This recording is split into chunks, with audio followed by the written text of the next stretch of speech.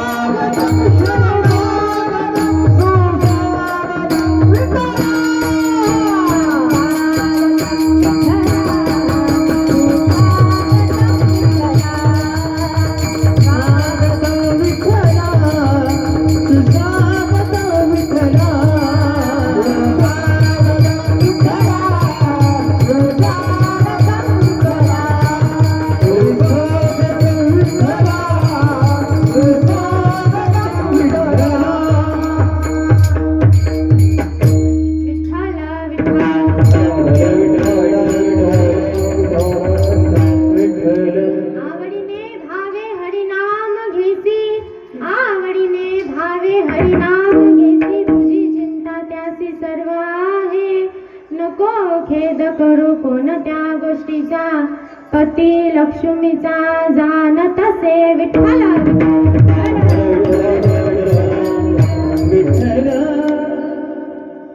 प्रस्तुत प्राप्तस्थळी प्राप्त प्रसंगी कीर्तन रूपी सेवेकरिता निवडलेला अभंग श्री संत शांतीब्रह्म एकनाथ महाराजांचा असून सगळ्यांच्या परिचयातला व हरिपाठातला आहे. विठ्ठला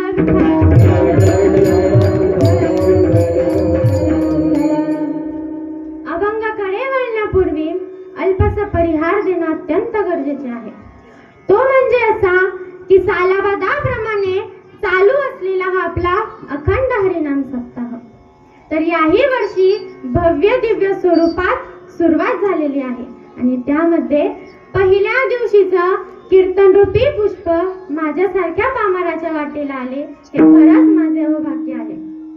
तसेच माझ्या कीर्तनासाठी इथे बरेचसे गुरुजन मंडळी आपला वेळ काढून उपस्थित आहात.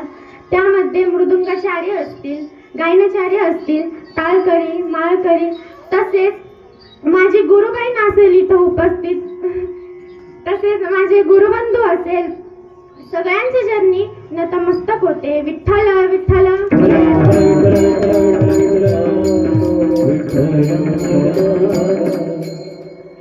आपली बहिर्मुख इंद्रिये अंतर्मुख बनावी.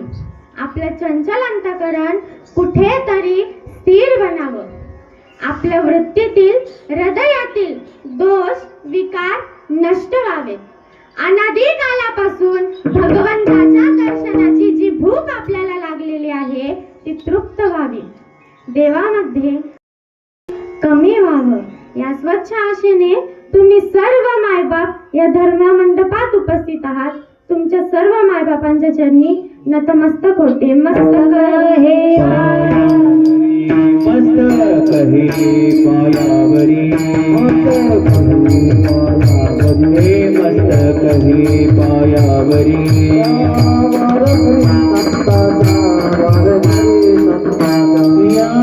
वारकरी संतांचा, वारकरी संतांचा, वारकरी संतांचा.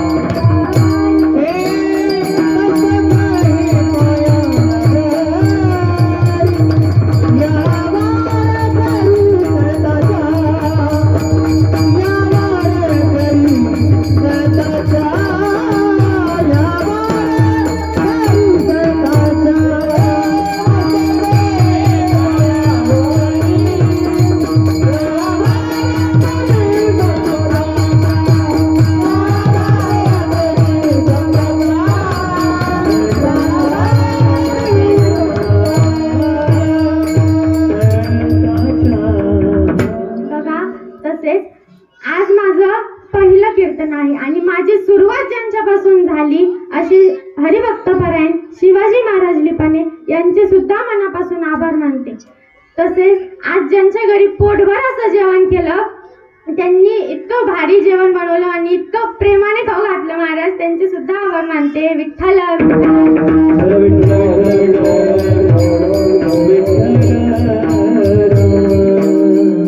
परत एकदा सर्वांच्या चरणी आभार मानते व पुढे सुरुवात करते. विठ्ठल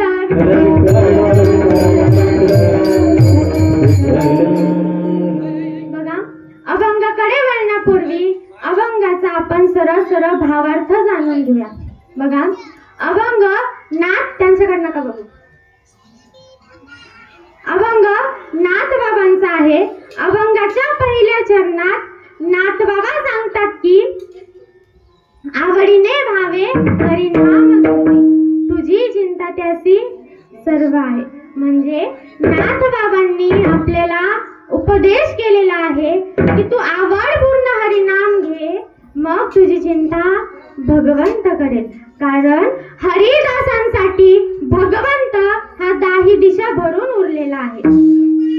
अभंगाच्या दुसऱ्या चरणात नाथ महाराज सांगतात की नको खेद करू कोणत्या गोष्टीचा, का तर पती लक्ष्मीचा जाणत असे, तो सगळ्यांचा सांभाळ करतो, मग तो तुला कसं विसरेल. सकळ जीवांचा करी तो सांभाळ, तुझ मोकलीला ऐसे नाही. फक्त ऐका, भगवंतानी ज्या स्थितीत आपल्याला ठेवलेलं आहे त्या स्थितीत राहावं. जैशी स्थिती आहे तैशा परी राहे, कवतुक तुपा आहे संचित असे. बघा, अशा पद्धतीने आपण जर राहिलो तर भगवंताच्या पावन कृपेने एका जनार्दनी भोग प्रारंभाचा, हरी कृपे त्याचा नाश झाला. हा झाला अभंगाचा सरळ सरळ भावार्थ. विठ्ठला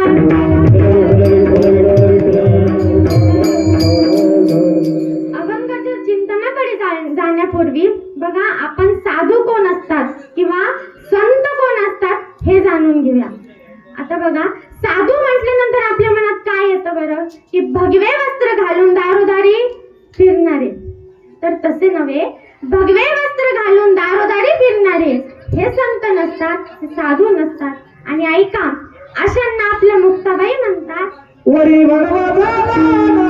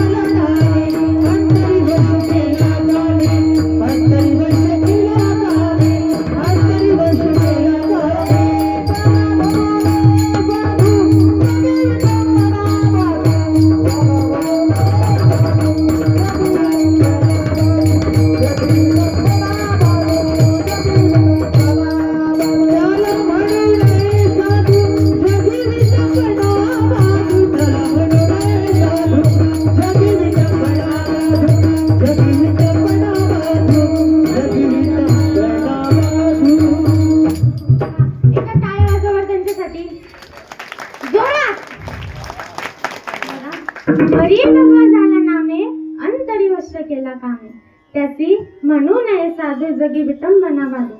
मुक्ताबाई म्हणतात की हे संत नाही, हे साधू नाही. मग आता प्रश्न असा आहे की खरे संत कोण, खरे साधू कोण? तर लक्ष देऊ नाही का, खऱ्या संतांचं वर्णन तुकोबराय आपले एका अभंगातून करतो. जे का रंजले गांधळे त्याची म्हणे जो आपुले, तोची साध ओळखावा देव तेथेची जाणावा. म्हणजे सुशील सुविचारी आत्मबोधी वाणी मवाळा निरसाळ ईश्वर स्वरूप रंजल्या गांधळ्यांना मदत करणारा, सर्वांशी एकरूप असलेला, ज्याच्या जवळ भेदभाव नाही, सर्वांना आपलंसं मानणारा. तुकोबराय म्हणतात की हेच खरे संत आणि हेच खरे साधू. ऐका, जिथे अपेक्षाच नाही तेच खरे संत. आणि बघा, जिथे अपेक्षाच संपत नाही तो तुमच्यापर्यंत न सांगेला मला आला.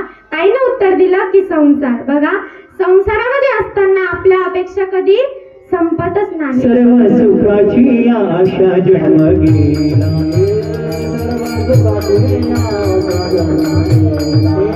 क्षण एक मुक्ती नाही केला,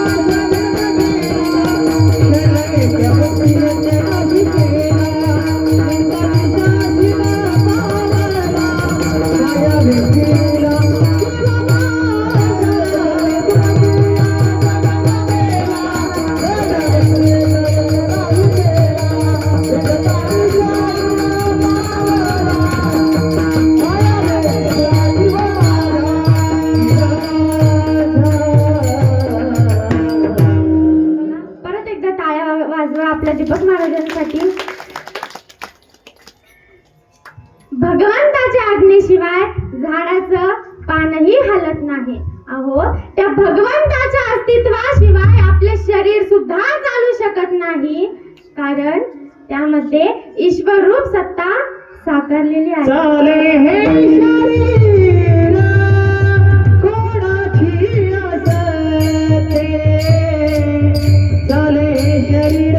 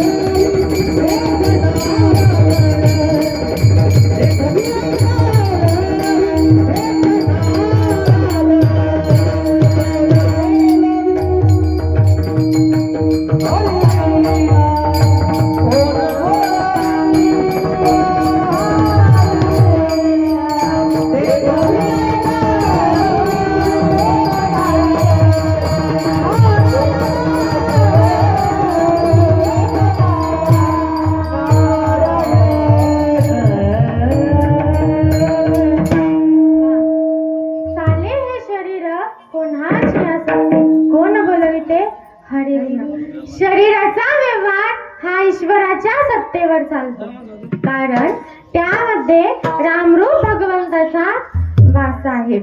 विठ्ठल विठ्ठल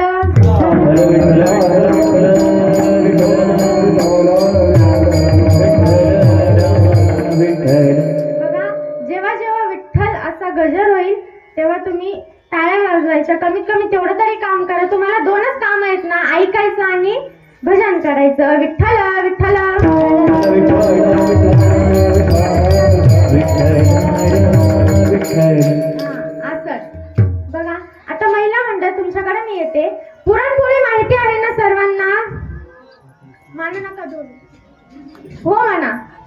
माहिती आहे ना?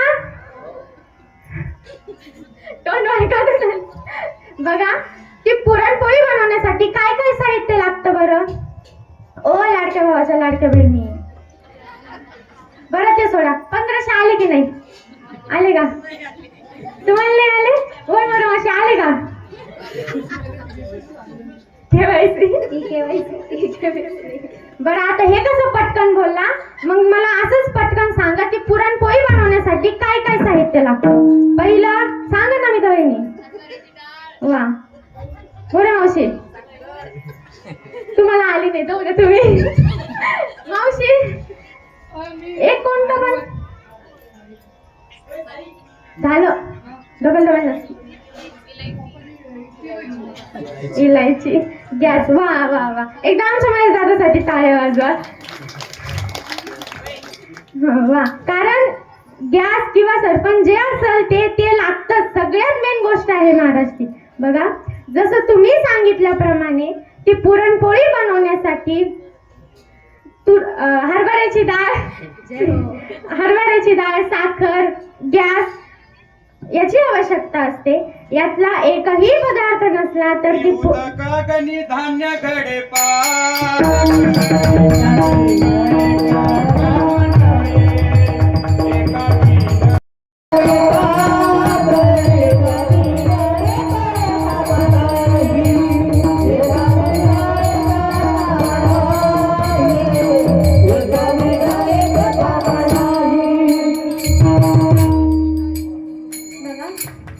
टाळे वाजवा एकदा माझ्या दादासाठी. जसे ती पुरणपोळी बनवण्यासाठी डाळ, साखर याची आवश्यकता असते. यातला एकही पदार्थ नसला तर ती पुरणपोळी बनवू शकत नाही. मग अगदी तसंच की परमार्थामध्ये ईश्वर प्राप्तीसाठी ज्ञान, वैराग्य आणि भक्ती याची आवश्यकता असते. भक्ती प्रेमा विण नको देवा, भक्ती प्रेमा विण नको देवा, भक्ती प्रेमा विण नको देवा, भक्ती प्रेमा विण नको देवा.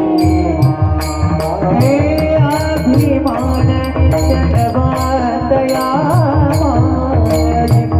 अभिमान नित्यवादया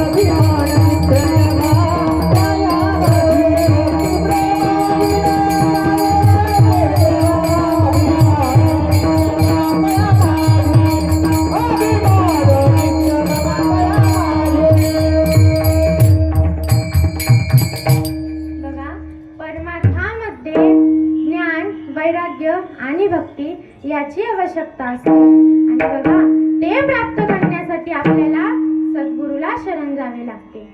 बघा, सद्गुरू वाचुनी सापडे ना सोय, धरावे ते पायात. बघा, एक परमार्थ प्रेमी गुरुजीची नितांत सेवा करत होता. पण आता काही दिवसांनी त्याचं लग्न झालं, त्यामुळे गुरुजीकडे जाण्यात खंड पडू लागला. आणि मग गुरुजीची आठवण आली तिथे गुरुपौर्णिमेला. गुरुपौर्णिमेला तो गुरुजीकडे गेला. गुरुजीला सांगितलं की गुरुजी, मला तुमच्या भेटीसाठी येताच येत नाहीये. प्रपंचामध्ये मी इतका गुंतलोय की तुमच्या भेटीला येण्यासाठी वेळच मिळत नाहीये. मग गुरुजी हसून म्हणाले की कुणासाठी करतो तू प्रपंच? तेव्हा त्या मुलाने सांगितलं की माझ्या घरची मंडळी माझ्यावर नितांत प्रेम करतात आणि माझ्याशिवाय त्यांचं पानही हलत नाही. मग गुरुवर्य म्हणाले की असं आहे का, बरं मग आपण बघू की तुझ्या घरची मंडळी नेमकं तुझ्यावर किती प्रेम करतात. मग तो मुलगा म्हणाला की ते कसं कळेल बरं गुरुजी. मग गुरुवर्याने सांगितलं, बघ मी तुला एक मंत्र देतो, त्या मंत्राचं जर तू पठण केलं तर तू समाधी अवस्थेत जाशील. ही समाधी अवस्था अशी असेल तुला सगळं ऐकू येईल, तुला सगळं कळेलही, फक्त इतकं आहे की तुला काही बोलता येणार नाही आणि तुझं शरीर हलणार नाही. म्हणजे बघा, समोरच्याने जर ही समाधी अवस्था बघितली तर त्याला असं वाटेल की हा माणूस मेलेला आहे.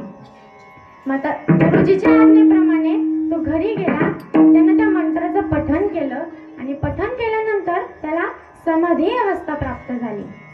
मग आता ती समाधी कशी होती की जसं काय तो माणूस मेलेलाच की असंच दिसतंय. आता एखादा माणूस बोलत नसला, शांत पडून राहिला तर आपल्याला काय वाटतं की तो मेलेलाच आहे, बरोबर की नाही. झोपला का काय, अहो बोला ना, ऐकून आलं मला. अरे देवा, जेवण केलं नाही काय, तुम्ही काही बोलायला तयारच नाही, जाऊ द्या. बघा ती समाधी अवस्था आता पाहिल्यानंतर त्याच्या घरच्यांना ती समाधी अवस्था बघितली आणि त्यांना वाटलं की हा आता मेला. त्यांनी सगळ्या नातेवाईकांना बोलवलं आणि अंत्यविधीची जी काही तयारी असते ना ती तयारी सुरू केली महाराज. मग अगदी शेवटच्या क्षणाला गुरुवर्य आले आणि गुरुवर्यांनी विचारलं की काय झालं म्हणे. तेव्हा सगळे इतके जोरात रडू रडू सांगू लागले की गुरुवर्य बघा ना हो तुमचे शिष्य गेले. महाराज काय सांगू, इतकं जोरात रडू रडू सांगत होते महाराज. ते आईचं तर पायचंच काम नव्हतं, इतके जोरात रडत होते महाराज.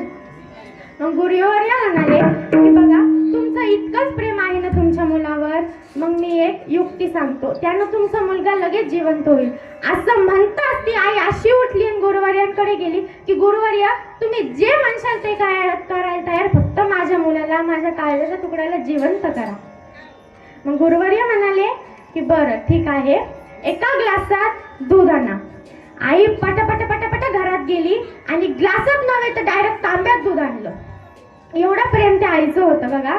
मग गुरुवर्यांनी ते दूध त्या मुलाहून उतरून घेतलं आणि काहीतरी मंत्र म्हटला आणि गुरुवर्य म्हणाले की जो हा दूध पेल तो मरेल आणि तो मुलगा जिवंत होईल. काय म्हणाले गुरुवर्य, जो हे दूध पेल तो आणि हा मुलगा जिवंत होईल. वा वा वा, असंच लक्ष असू दे, जरा बरं वाटलं मला बी.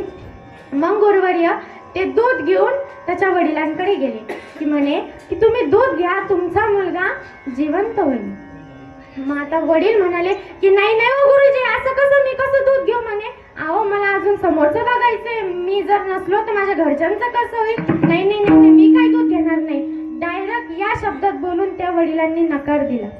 मग गुरुवर्य त्याच्या आईकडे गेले. आता त्यांना वाटलं की हा आईचं इतकं प्रेम होतं तर आई तरी दूध घेईल. नाही आपल्याकडे नाही ती आई तरी दूध घेईल. मग गुरुवर्य त्याच्या आईकडे गेले, आईला म्हणाले दूध घ्या म्हणून. आई म्हणाली नाही हो गुरुजी, असं कसं म्हणे, मी कसं दूध घेऊ, मी दूध घेतल्यानंतर आणि मी मेले तर माझ्या पतीचं कसं होईल, त्यांना खायला कोण देईल. गुरुवर्य म्हणाले अगं तो तुझा काळजाचा तुकडा आहे ना. नाही हो गुरुजी, तो तिथपर्यंतच असतो, तो गेला म्हणून काय झालं नाही, पण मी काही दूध घेणार नाही. माता पिता बंधू बहिणी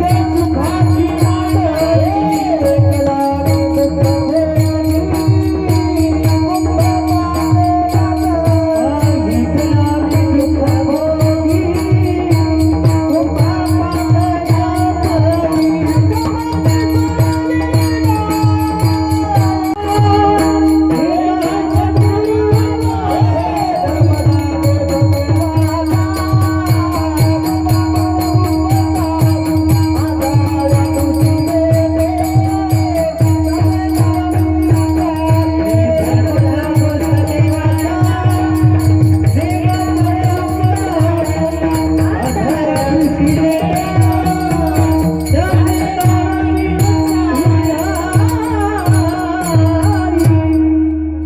जगात कोणीच कोणाचं नाहीये.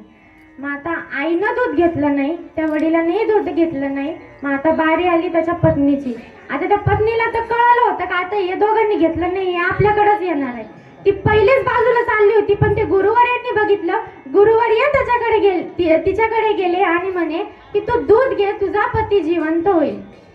मग ती ना डायरेक्ट बघा कोणत्या शब्दात बोलली, गुरुवर्य असं काही नाही जमणार, मी काही दूध घेणार नाही. हा गेला म्हणून काय झालं, मी दुसरं लग्न करेल, दुसरा पती आणेल, पण मी काही दूध घेणार नाही. बघा बघा आता हे सगळं कोण ऐकत होतं, तो समाधीमध्ये असलेला मुलगा. आता त्याला काही बोलता येत नव्हतं, पण त्याला सगळं ऐकू येत होतं. फक्त एवढंच आहे की त्याला त्याचं शरीर हालत नव्हतं आणि त्याला बोलता येत नव्हतं.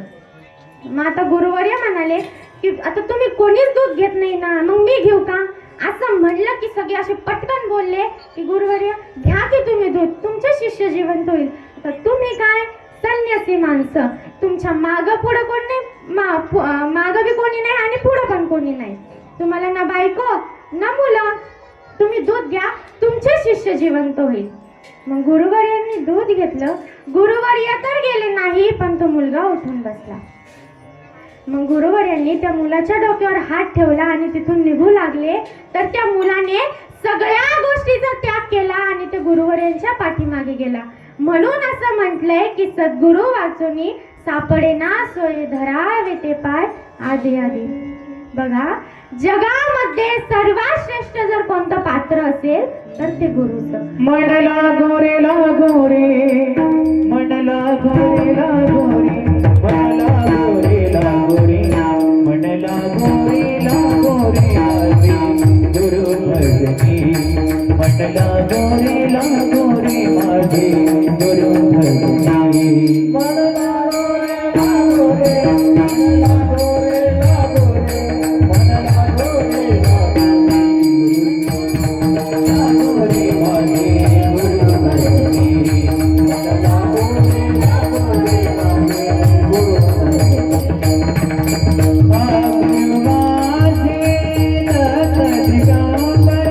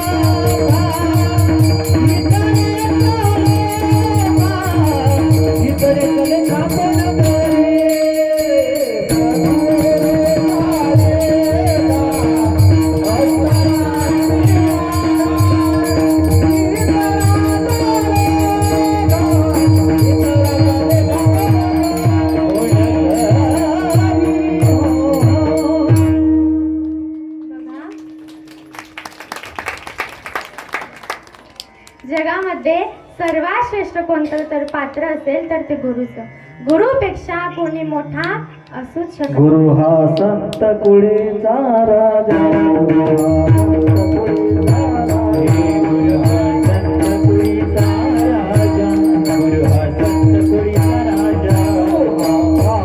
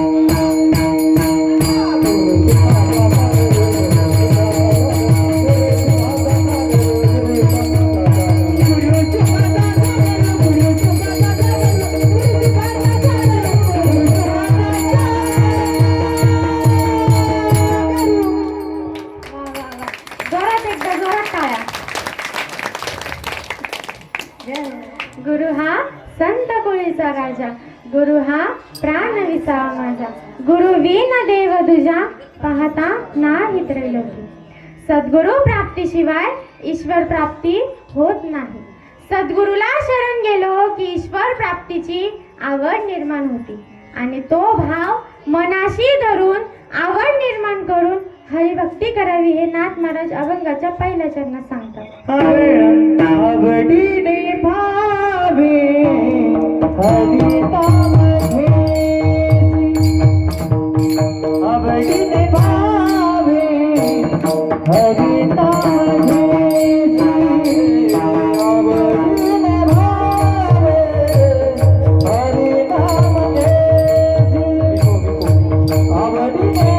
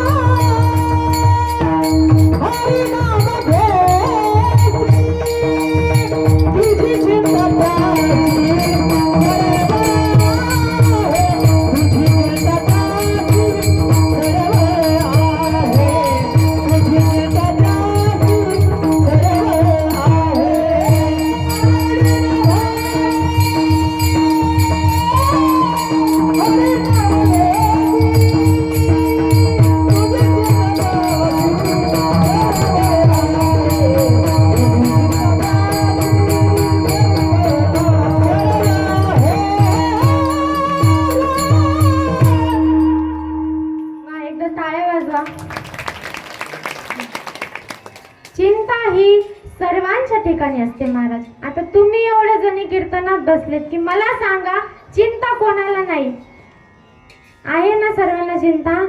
बघा त्या मुंगीपासून ब्रह्मदेवापर्यंत चिंतेने कोणाला सोडलं नाही. आई लेकरांची चिंता करते, सासू सुनेची चिंता करते, मुले आई वडिलांची चिंता करतात. याच्याही पुढे जाऊन त्या पशु पक्ष्यांची चिंता करावी लागते. अनुकूल प्रतिकूल परिस्थितीत असलेल्यांची चिंता करतात. यात नवल नाही, पण समृद्ध असलेल्यांची चिंता करावी लागते. आणि ऐका, जिथे चिंताच नाही ती वृत्ती संतांची आहे. बघा जसे की आपल्या मीराबाईला कसलीच चिंता नव्हती.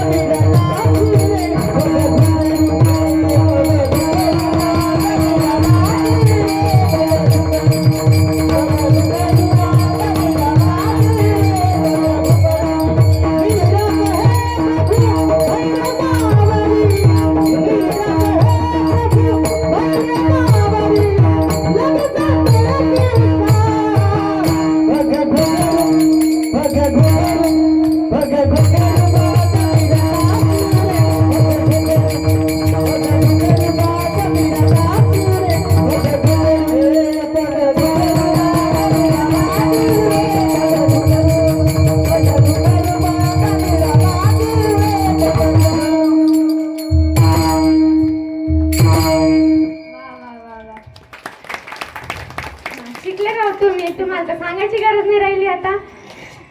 साधू संत सर्व भार ईश्वरावर घालतात आणि मग ईश्वर त्यांची चिंता करतात, कारण त्या देवाच्या अंतःकरणात भक्ताविषयी प्रेम आहे, साधूच्या अंतःकरणात त्या देवाविषयी प्रेम आहे आणि आपल्या अंतःकरणात आपल्या कुटुंबाविषयी प्रेम आहे.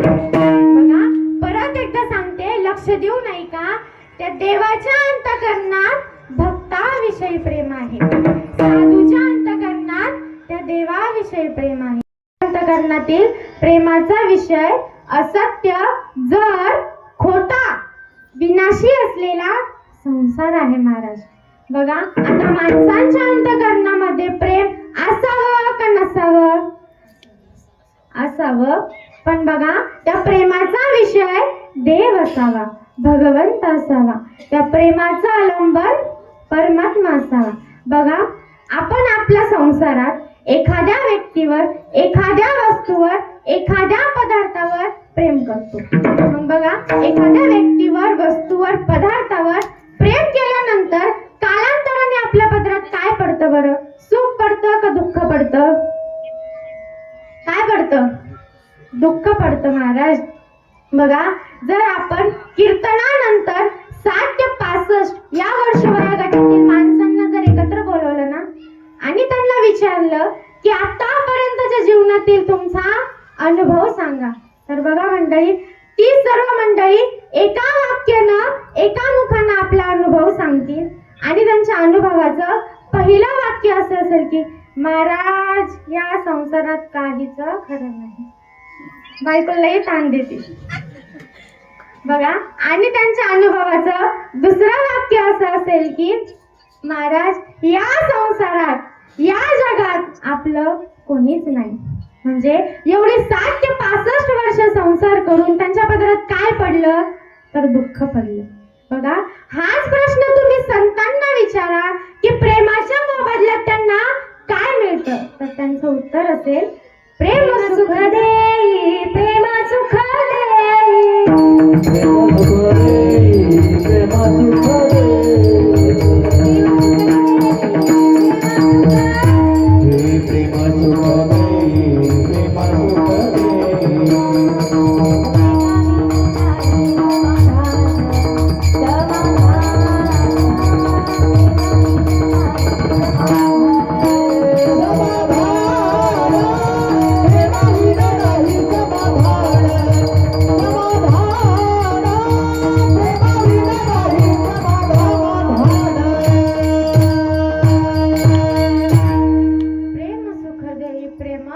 सुख देई.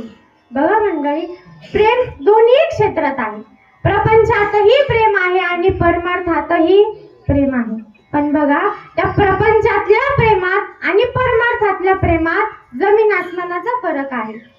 बघा प्रपंचातलं प्रेम म्हणजे एकेरी वाहतूक, वन वे, जे की फक्त पुढे सरकतं ते माघारी येत नाही. बघा सोपं करून सांगते की बापाचं मुलावर प्रेम आहे, पण मुलाचं बापावर नाही तर त्याच्या मुलावर प्रेम आहे. हे पुढे सरकणारं प्रेम हे प्रपंचात असतं महाराज. बघा एक राजा होता, खूप म्हणजे खूप उदास झालेला होता. एका महात्माजीने विचारलं काय झालं राजे, का उदास आहात? त्या राजाने सांगितलं की महात्माजी लग्नाला इतकी वर्ष झाली पण अजून काही संतती प्राप्त झाली नाही. मग महात्माजीने सांगितलं की राजे उदास होऊ नका, मी तुम्हाला एक फळ देतो, ते फळ तुम्ही राणीला द्या, त्यांना खायला लावा, तुम्हाला संतती प्राप्त होईल. मग राजा घरी आला, ते फळ राणीला दिलं, तिला खा म्हणला आणि तिथून निघून गेला. मग ऐका राणीनं 2 दिवसानं तेच फळ प्रधानाला दिलं, प्रधानानं 2 दिवसानं तेच फळ वेश्याला दिलं आणि वेश्येनं 2 दिवसानं तेच फळ त्या राजाला दिलं. आता राजानं फळाचं निरीक्षण केलं, अरे हे तर तेच फळ मागच्या रविवारी मीच दिलं होतं की. मग आता उलट तपासणी सुरू केली. बघा त्या वेश्याला विचारलं, वेश्या फळ आलं कुठून? वेश्येनं सांगितलं मला प्रधानजीनं दिलं सरकार. प्रधानजी फळ आलं कुठून? प्रधानजी घाबरले, मान खाली घालून सांगितलं की मला राणी साहेबांनी दिलं सरकार. मग राजा डोकं पकडून रडू लागला. महाराज, अरे माझं प्रेम राणीवर, त्या राणीचं प्रधानावर, प्रधानाचं वेश्येवर, हे पुढं सरकणारं प्रेम हे प्रपंचात असतं. महाराज विठ्ठला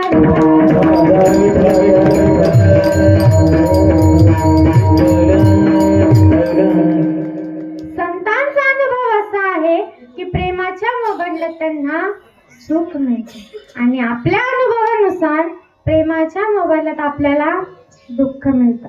मग बघा, मग प्रश्न असा आहे की प्रेम नक्की सुख देतं का दुःख देतं? तर ऐका, प्रेमाचा विषय काय आहे याच्यावर सुख आणि दुःख अवलंबून आहे. बघा, सांसारिक माणसाच्याही अंतःकरणात प्रेम आहे, त्या साधूच्याही अंतःकरणात प्रेम आहे. एकाला त्यातून सुख मिळतं आणि एकाला त्यातून दुःख मिळतं. याचं कारण असं की त्याचे विषय भिन्न आहेत. बघा, आपल्या संसारात प्रेम करून आपल्याला दुःख मिळतं का? आपल्याकडे काम आहे, भ्रम आहे, लोभ आहे, अहंकार आहे, पण याचा विषय आहे म्हणून आपल्याला दुःख मिळतं. महाराज ऐका, साधूकडेही काम आहे, भ्रम आहे, लोभ आहे, अहंकार आहे, पण याचा विषय नसून तर तो काय आहे? विषय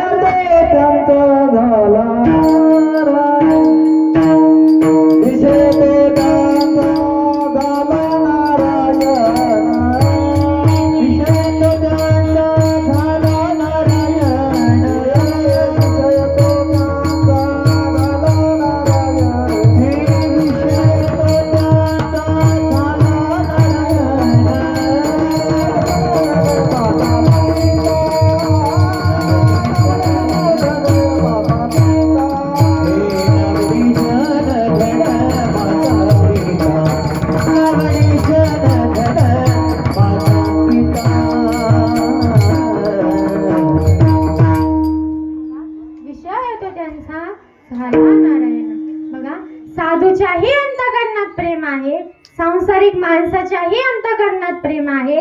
त्याचा विषय ठरतो की कुठे सुख आणि कुठे दुःख. विठ्ठल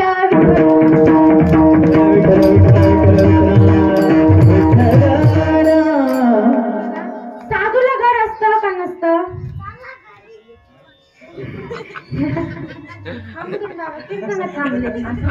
साधूला घर असतं का नसतं? असतं. सांसारिक माणसाला घर असतं का नसतं? तुम्ही आम्ही कोण सगळे सांसारिक माणसं. मग आपल्याला घर आहे का? आहे का? रस्त्यावर राहता आहे ना?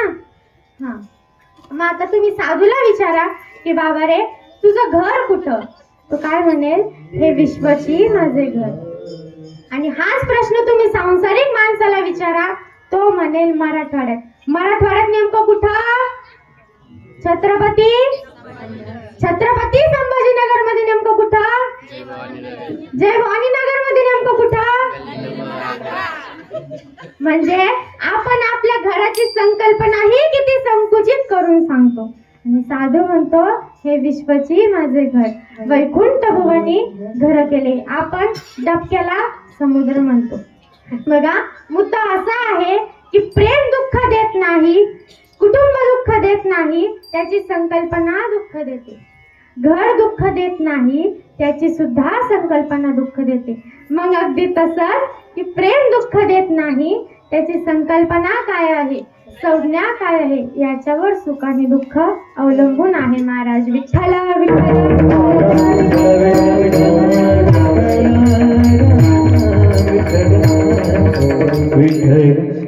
बघा, आपल्या अंतःकरणातील प्रेमाचा विषय संसार आहे. साधूच्या अंतःकरणातील प्रेमाचा विषय देव आहे आणि देवाच्या अंतःकरणातील प्रेमाचा विषय भक्त आहे. मग आता मंडळी, आतापर्यंतच्या कीर्तनात आपण हेच ऐकलं की देवाचं भक्तावर प्रेम आहे. मग आता तुम्ही सगळे इथं बसलेले देवाचे कोण आहोत? भक्त आहे की नाही? हा, मग देवाचं आपल्यावर प्रेम आहे का? देवानं कधी विचारले का जेवण झालं का रे, बायको बरी आहे का भांडती? विचारलंय का? देवाचं प्रेम कोणावर आहे? भक्तावर. मग देवाचं आपल्यावर प्रेम का नाही? तर तिथे भक्ताचेही प्रकार आहेत. अर्थ जिज्ञासू, अर्थार्थी आणि ज्ञानी असे भक्ताचे प्रकार आहेत. देवाचं प्रेम कोणावर आहे? भक्तावर. पण कोणत्या भक्तावर देवाचं प्रेम आहे? तर ज्ञानी भक्तावर देवाचं प्रेम आहे. मग असं का? तर माऊली सांगतात बाकीचे सगळे आपल्या लोभासाठी त्या भगवंताकडे जातात, म्हणून देवाचं प्रेम हे ज्ञानी भक्तावर आहे. बरं, आपल्या सगळ्या लाडक्या बहिणी बऱ्याचदा देवाचं दर्शन, लाडक्या बहिणी म्हटलं लगेच तोंडावर केले. बऱ्याचदा देवाचं दर्शन घ्यायला मंदिरात गेले असाल. महाराज, एकदा तरी त्या देवाचं दर्शन घेतल्यानंतर त्या देवाला कधी विचारले का, देवा जेवण झालं का रे, प्रकृती बरी आहे का, विचारलंय का? तुम्हाला तुमच्या लाडक्या बहिणीच्या पैशाची शपथ, खरं बोला. महाराज खरं बोला. बघा, आपण त्या देवाचं दर्शन घ्यायला गेल्यानंतर आपला सातबारा त्याच्या पुढे मानतो, बरोबर की नाही? बघा, ज्याच्या वृत्तीत देवाच्या प्रकृतीबद्दल काळजी आहे त्याला ज्ञानी भक्त म्हणतात. आणि असा जो भक्त आहे देव त्याच्यावर प्रेम करतो. मग आता साधक मंडळी तुकोबारायला म्हणतात की हे अर्थ जिज्ञासू, अर्थार्थी, ज्ञानी हे आम्हाला अगदी सोपं करून सांगा की देवाचं नक्की कोणत्या भक्तावर प्रेम? तुकोबाराय म्हणतात, सोडिला संसार माया तयावरी पार. ज्याने संसार सोडला देव त्याच्यावर प्रेम करतो. म्हणजे आपला पत्ता कटला. बरोबर. मग अर्जुनाने संसार सोडला होता का? सोडला होता का? मग देवाचं अर्जुनावर प्रेम होतं का? मग तो देव जर त्या अर्जुनावर प्रेम करू शकतो तर आपल्यावर का नाही करणार? बरं जाऊ द्या. देव प्रेम करतो म्हणजे नेमकं काय करतो? तर लक्ष देऊ नाही का? मागे पुढे उभा राहे सांभाळतो, आलिया आघात निवाराया. भक्ताचं दुःख भगवंत अंगाने सहन करतो. तुकोबाराय म्हणतात की भक्त आणि भगवंत यांच्यात करार झालाय. याने घ्यावे नाम तिसी करणे याचे काम. जो नाम घेईल भगवंत त्याचं काम करेल. बघा कसं त्या मीराबाईने नाम घ्यावं आणि भगवंताने तिच्यासाठी विषाचा प्याला पिला. महाराज, अहो त्या जनाबाईने नाम घ्यावं आणि भगवंताने तिला दळण दळू लागावं. अहो आजही त्या भूवैकुंठामध्ये भक्त पुंडलिकासाठी तो विठेवरती उभा. भक्त पुंडलिकासाठी उभा राहिला विठेवरती. भक्त पुंडलिकासाठी उभा राहिला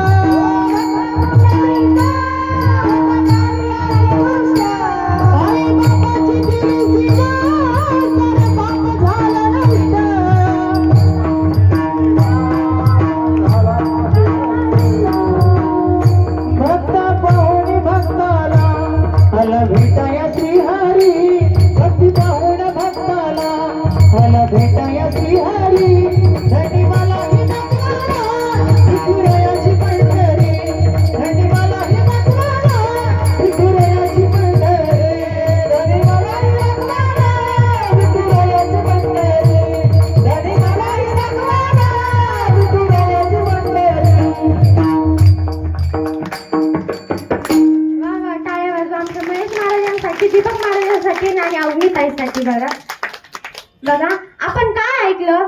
जो नाम घेईल भगवंत त्याचं काम करेल. मग आता तुम्ही पण देवाचं नाव घेत असाल, घेता की नाही? हा, मग देव कधी आला काम करायला? आला? अरे बापरे, आम्हाला बी भेटवा कधी आला का? बरं, देव एक व्यक्ती आला आणि असाच म्हणू लागला की मी पण देवाचं नाव घेतो, मी पण विठ्ठलाचं नाव घेतो, मग देव माझं काम का करत नाही? तर त्याचं उत्तर आहे का? त्याआधी मी तुम्हाला एक प्रश्न विचारते. त्याचं जर तुम्ही बरोबर उत्तर दिलं तर तुम्हाला याही प्रश्नाचं उत्तर मिळेल. आपल्या देशात पैशावाला कोण आहे? झोपला का? अंबानी. मी काय विचारलं? पैशावाला कोण आहे? जास्त पैसे कोणाकडे आहे असं विचारलं का? आता मी काय विचारलो जरा लक्ष देऊन ऐकायचं ना. पैशावाला कोण आहे? आता तुमच्याकडे काय पैसे नाहीत का? पैशावाला कोण आहे म्हटल्यानंतर तुम्ही लगेच अंबानीचं नाव घेतलं. त्याच्या समोर आपला पैसा थोडाच आहे. मग ऐका, कधी मधी विठ्ठलाचं नाव घेणं हे न घेताच जमा आहे. म्हणून भगवंत आपलं काम करत नाही. विठ्ठल विठ्ठल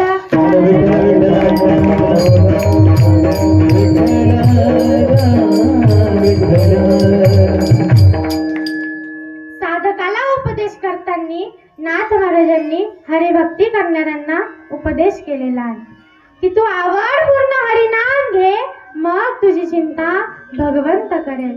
कारण हरिदासांसाठी भगवंत हा दाही दिशा भरून उरलेला आहे. म्हणून नाथ महाराज अभंगाच्या दुसऱ्या चरणात सांग म्हणून नाथ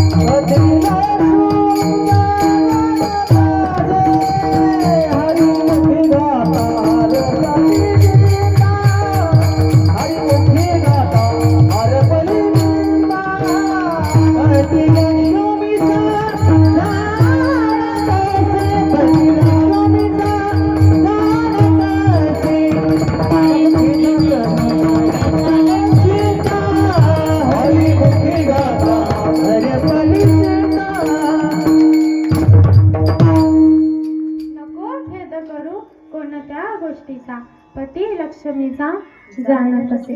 बघा, मनाच्या ठिकाणी कुठलाही खेद नको. कोणतीही वस्तू जर आपल्याला प्राप्त करायची असेल तर त्याबद्दल खेद निर्माण करून चालत नाही. त्यासाठी प्रयत्नाची कसोटी ही पार करावीच लागते. मग अगदी तसंच प्रपंचामध्ये आणि परमार्थामध्ये विशिष्ट प्राप्तीसाठी जर प्रयत्न कमी पडले तर तिथे आपण खेद मानतो, उगाच दुःख मानतो. बघा, अनंत कोट ब्रह्मांड नायक पंढरीचा पांडुरंग परमात्मा यांचा महावियोग लक्षात घेता भूलोकावर जन्मलेल्या अद्यावत जीवांच्या बाबतीतील गुण, त्यांच्या मनातले विचार हे परमात्म्याला माहीत असतात. तसेच मानवाच्या मनामध्ये काय विचार चालतात हे दुसऱ्याला कळू शकत नाही, पण ते गुण मात्र परमात्म्याला माहीत असतात. त्याचा वास सर्व ठाई असल्यामुळे मनातील क्लेश, दुःख, आनंद हे फक्त परमात्म्यालाच माहीत असतात. आता त्यामुळे खेद करण्याचं काही कारण नाही. म्हणून असं म्हटलंय की पती लक्ष्मीचा जाणत असे. म्हणून विश्वातील अद्यावत जीवांचं उदरभरण झाल्याशिवाय भगवंत अन्न ग्रहण करत नाही. मग एकदा असंच रुक्मिणी मातेनं परीक्षा पाहण्याकरता एका लहान डब्बीमध्ये एका मुंगीला ठेवलं आणि ती डब्बी एका मोठ्या डब्बीमध्ये ठेवून दिली.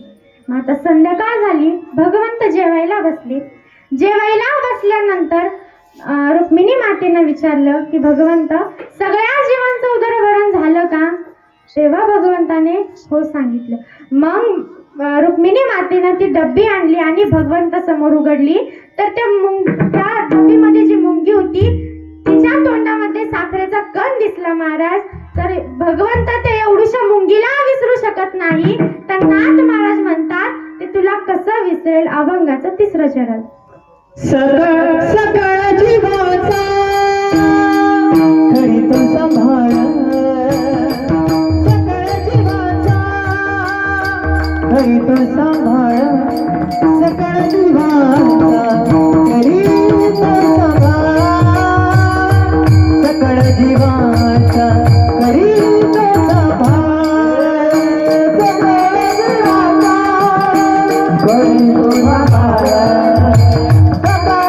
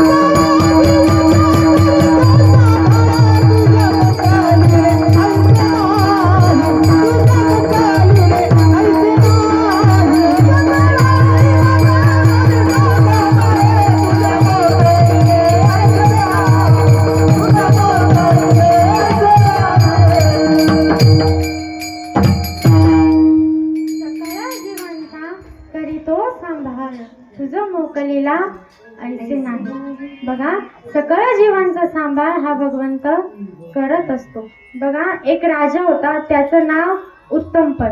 त्याला 2 बायका होता, एकीचं नाव सुनीती आणि एकीचं नाव सुरुची. बघा, त्या दोघीलाही एक एक मुलगा होता. सुनीती मातेचा मुलगा ध्रुव आणि सुरुची मातेचा मुलगा उत्तम. नाव लक्षात ठेवा, नाही तर कन्फ्युज होशाल. लक्ष देऊ नाही का?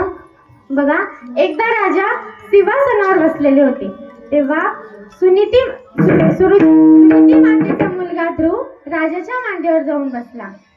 मग सुनीती मातेला राग आला आणि तिने तिच्या मुलाला म्हणजे उत्तमला घेऊन आली आणि त्या ध्रुव राजाच्या मांडीवरून खाली लोटून दिलं आणि तिने तिच्या मुलाला म्हणजे उत्तमला राजाच्या मांडीवर बसवलं आणि त्या ध्रुव बाळाला म्हणाले की तुझी जागा हीच आहे.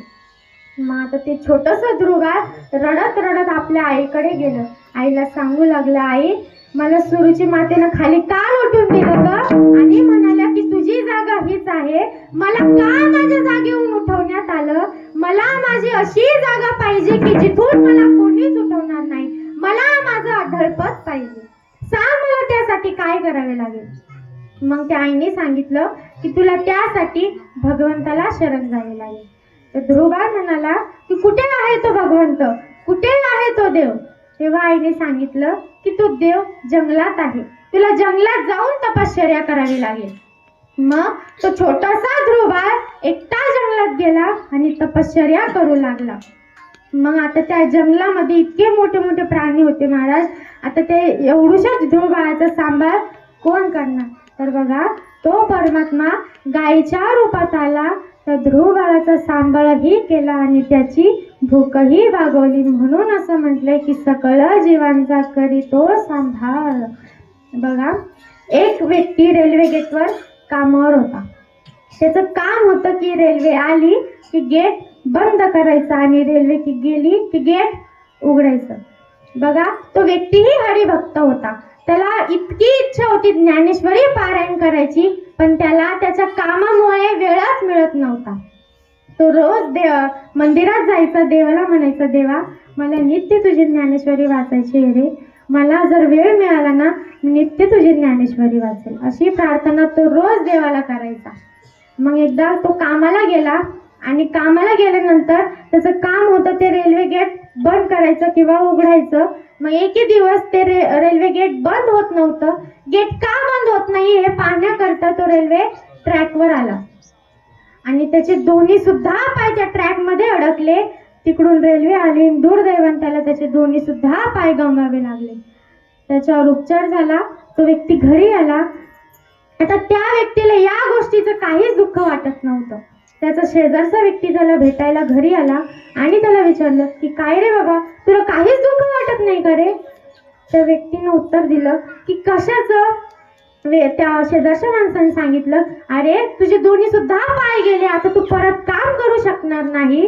तर त्या व्यक्तीने सांगितलं, मला खूप इच्छा होती ज्ञानेश्वरी पारायण करायची, पण मला माझ्या कामामुळे वेळच मिळत नव्हता. मला भरपूर वेळ मिळावा म्हणून भगवंतांनी हे सगळं घडून आणले महाराज. आता मी नित्य ज्ञानेश्वरी वाचू शकेल. बघा, त्या व्यक्तीला किती समाधान होतं महाराज. भक्तीमध्ये ना एकनिष्ठता ही खूप महत्वाची असते. आणि ऐका, जेव्हा आपण भक्ती करतो ना, त्या भक्तीमध्ये सुद्धा विश्वास तितकाच महत्वाचा आहे. त्या आपल्या भक्तीवर आणि आपल्या भगवंतावर इतका विश्वास ठेवा की माझा भगवंत माझ्यासोबत कधीच वाईट होऊ देणार नाही. बघा, एक दृष्टांत आहे. एक राजा होता, त्याचा प्रधान. त्या प्रधानाकडे नेहमी 2च वाक्य राहत होती. किती सुद्धा चांगली गोष्ट असो आणि किती सुद्धा वाईट गोष्ट असो, ते नेहमी 2च वाक्य बोलायचा. बघा, कोणते 2 वाक्य?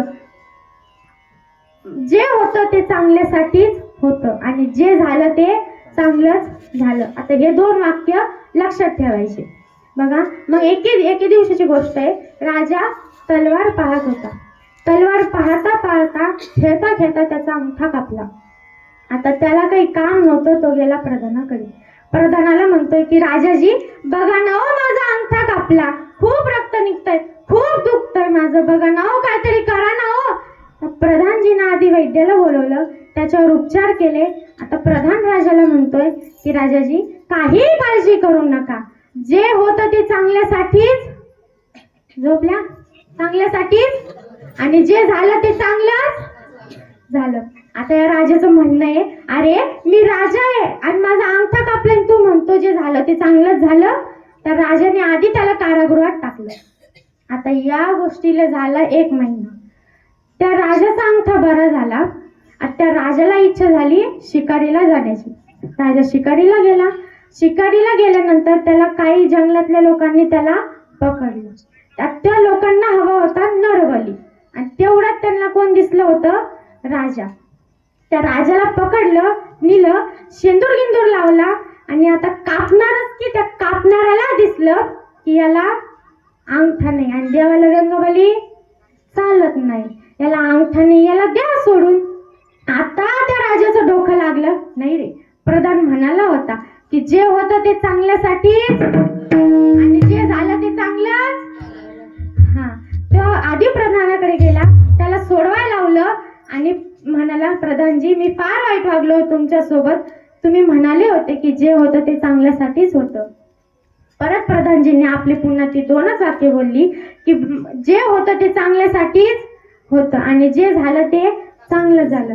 मग आता राजा म्हणतोय, अरे माझा अंगठा कापला तिथपर्यंत मला कळालं की जे होतं ते चांगल्यासाठीच होतं, तर तुला कारागृहात टाकलं यात काय चांगलं झालं?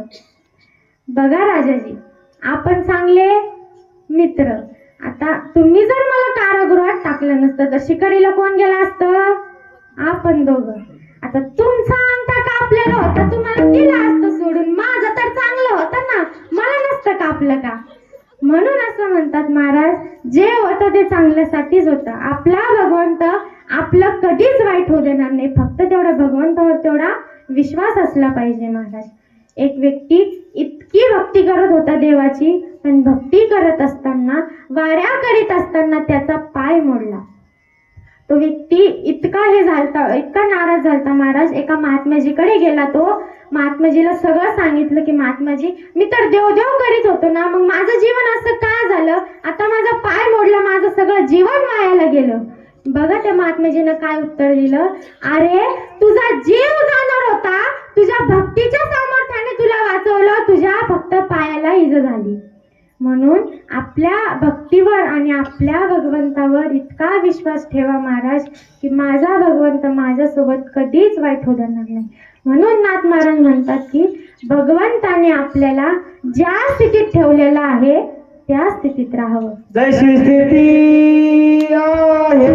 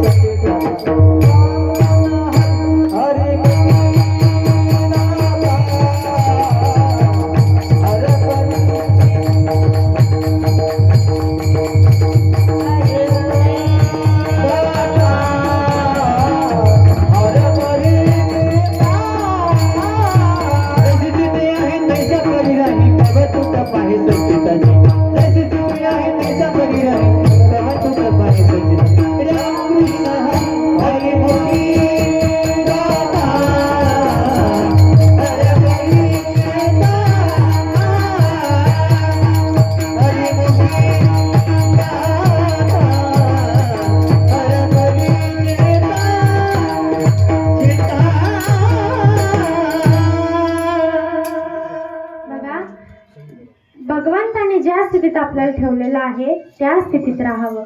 भगवंताची जर इच्छा नसेल आणि मानव काही कर्म करायला गेला तर ते कर्म साध्य होत नाही. आणि भगवंताची जर इच्छा नसेल आणि भगवंताची जर इच्छा असेल तर मानव ते कर्म काही टाळू शकत नाही. जे आपल्या संचितात आणि प्रारब्धात लिहिलेलं आहे तेच होणार. विठोबा रखुमाई. हरी रखुमाई, विठोबा रखुमाई, विठोबा रखुमाई, विठोबा रखुमाई, विठोबा रखुमाई.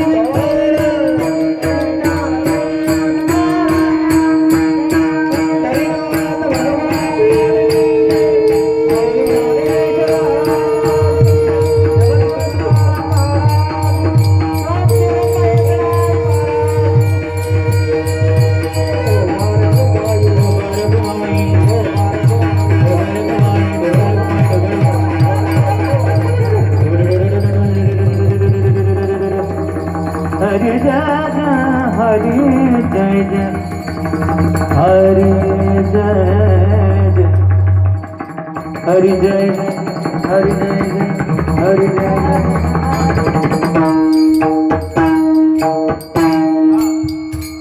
आवाज दे, आवाज चाटीला.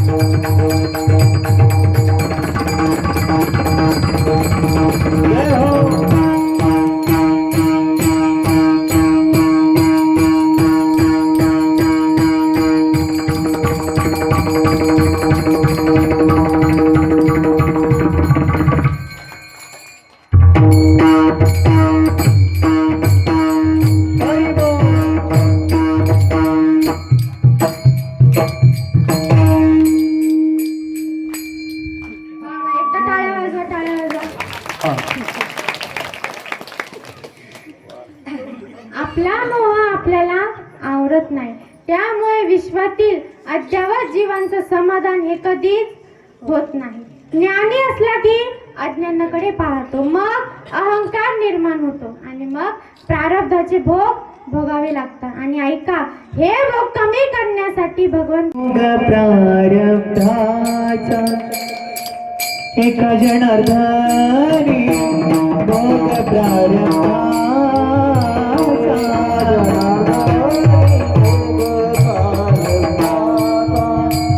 एका जनार्दनी भोग प्रारंभाचा हरी कृपेचा नाश झाला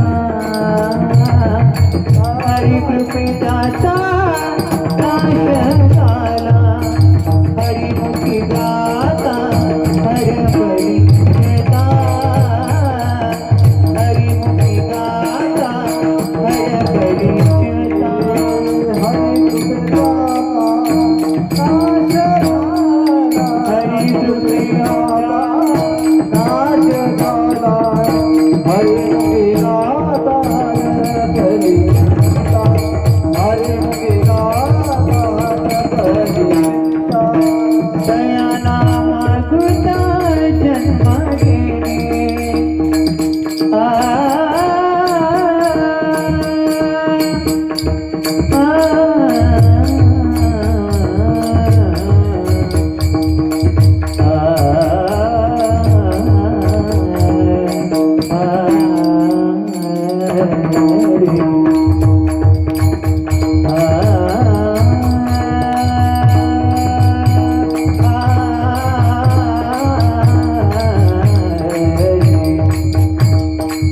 दया नाम गुता जन्म घेणे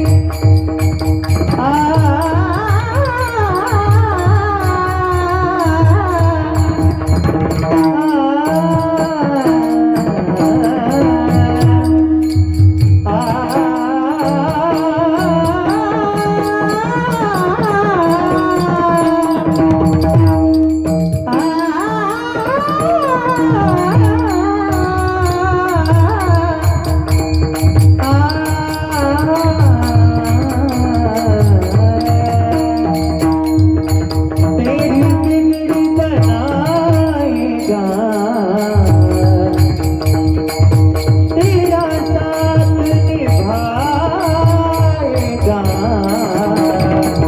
विश्वास जरूरी है विश्वास जरूरी है विश्वास जरूरी है दया नाम गुता जन्म घेणे दया नाम गुता जन्म घेणे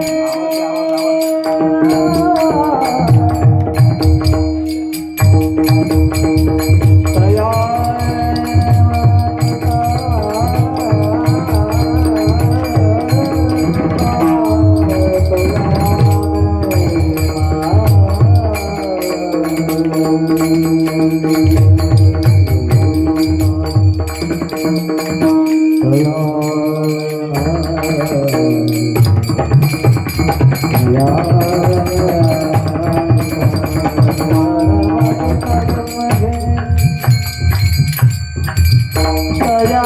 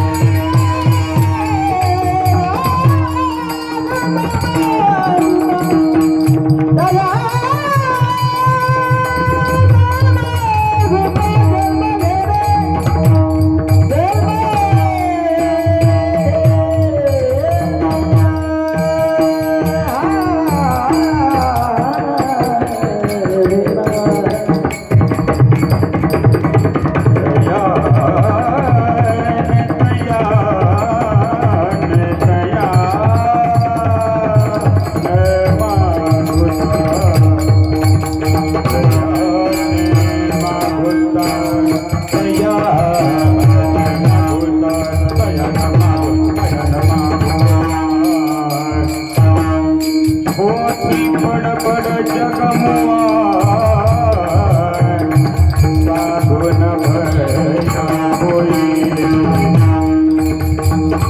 काही अक्षर प्रेम बडासो पंडित होय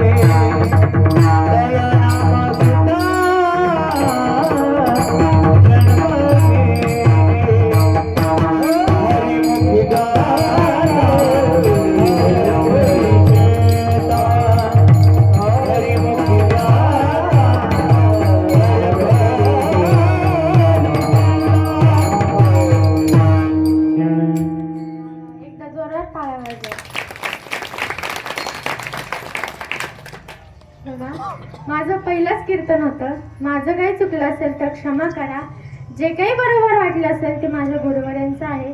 तसेच तुम्ही सर्व मला वेळ दिला, एवढा वेळ दिला त्याबद्दल तुमचे आभार मानते. त्यामध्ये माझ्या कीर्तनासाठी उपस्थित असलेले मृदंगाचारी असतील आमचे हरिभक्तपरायण रामेश्वर महाराज भालेकर यांचे मनापासून आभार मानते. महाराज बघा किती इतकं सुंदर वाजवतात ना महाराज ते.